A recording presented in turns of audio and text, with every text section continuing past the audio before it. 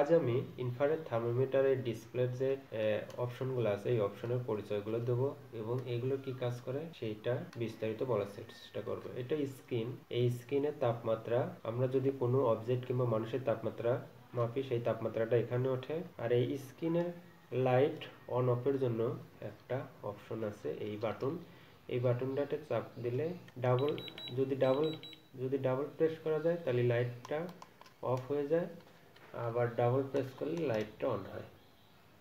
এটা আর কি display light on অফের জন্য।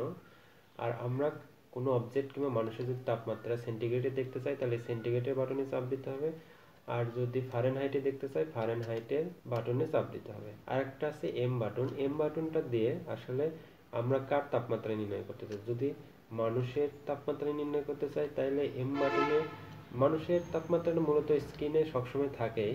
স্ক্রিনের এখানে একটা মানুষের মাথার একটা অপশন আছে, ওইটা সবসময় থাকে। কিন্তু আমরা যদি কোনো অবজেক্টের তাপমাত্রা নির্ণয় করতে চাই তাহলে এম বাটনে ডাবল প্রেস করে অবজেক্ট, এই স্ক্রিনে অবজেক্ট অপশনটা আসলে আমরা যে কোনো অবজেক্টের তাপমাত্রা নিতে পারবো। যেমন আমরা যদি কোনো মানুষের, এখন তো হিউম্যান বডি টেম্পারেচারের যে অপশনটা সেটা সিলেক্ট করা আছে, আমরা এখন মানুষের তাপমাত্রা নিতে পারবো। কিন্তু আমরা যদি মনে করি কোনো অবজেক্টের তাপমাত্রা নেব, এই একটা অবজেক্ট এটার তাপমাত্রা নেব, তাহলে